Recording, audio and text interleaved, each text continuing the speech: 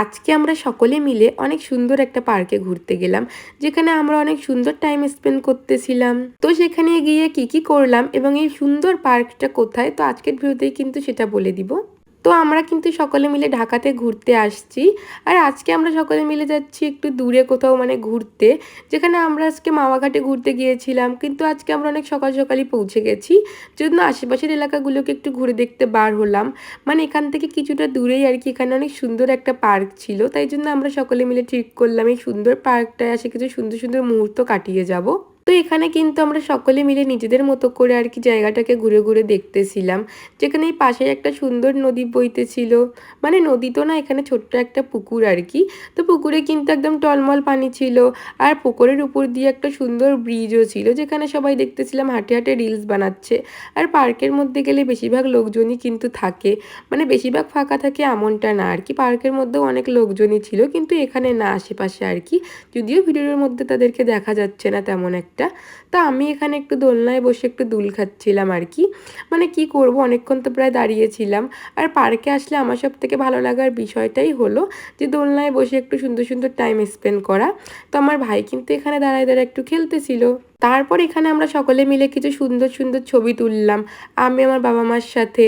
আর এখানে আমি আমার মাকেও কিন্তু খুব সুন্দর সুন্দর কিছু ছবি তুলে দিচ্ছিলাম। আর তারপর এখানে আমরা বসে পড়লাম এখানে একটু খাইতে, যেখানে পার্কটার মধ্যে একটা রেস্টুরেন্ট ছিল। যদিও এখানকার ভিতরের খাওয়া দাওয়াগুলো তেমন আহামরি ভালো ছিল না, আর দামটাও কিন্তু অনেক ছিল।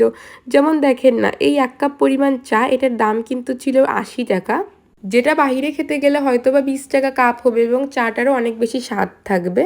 কিন্তু যেহেতু এখানে চলে আসছি, তাই জন্য এত কিছু ভাবলে তো আর হবে না, তাই জন্য আমি বসে পড়লাম 1 কাপ চা খাওয়ার জন্য, যেখানে আমার দিদিরা কিন্তু ঠান্ডা ঠান্ডা ম্যাঙ্গো মিল্কশেক খাচ্ছিল। আমিও ঠান্ডা কিছু খেতাম, কিন্তু কি করব, আমার কিন্তু অনেকটা ঠান্ডা লেগে গেছে। আর আমার গলার ভয়েস শুনে নিশ্চয়ই আপনারা বুঝতে পারতেছেন যে আমার কিন্তু প্রচুর ঠান্ডা লাগছে। তার জন্য কি আর করার, এখানে কিন্তু আমি 1 কাপ চা খেয়ে নিলাম। আর এখানে আমি আর মায়ের সাথে কিছু ছবি তুলতেছিলাম, আর তারপর এখানে আমি পুকুর পাড়ে দাঁড়ায় কিন্তু কিছু ছবি তুলে নিচ্ছিলাম।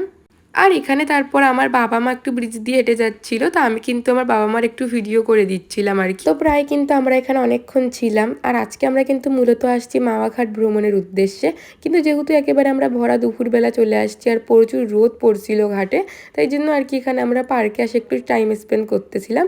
সন্ধ্যার কিছুক্ষণ আগে আর কি ঘাটে যাব। আর এখানে পুরো পার্কটা ঘুরে দেখতে দেখতে আমি অনেকটা ক্লান্ত হয়ে গেছিলাম, জন্য আমি এই গাড়ির পিছনে আসে একটু বসলাম, যেখানে আমার বাবা মা ভাই বোন ওখানে কিন্তু ছবি তুলতে ব্যস্ত ছিল। তো তারা কিছুক্ষণ ছবি তুললো, আর আমি আর আমার ভাই কিন্তু এখানে বসে একটু টাইম স্পেন্ড করলাম আর কি। আর তারপর তারা তাদের ছবি তোলা শেষ করে চলে আসলো। আর তারপর কিন্তু আমরা গাড়িতে উঠে আবারও রওনা দিয়ে দিলাম মাওয়াঘাট যাওয়ার উদ্দেশ্যে। তো সেই মাওয়াঘাট যাওয়ার ভিডিওটা কিন্তু আপনারা আমার পরের ভিডিওতে দেখতে পারবেন। তো ততক্ষণের জন্য বাই।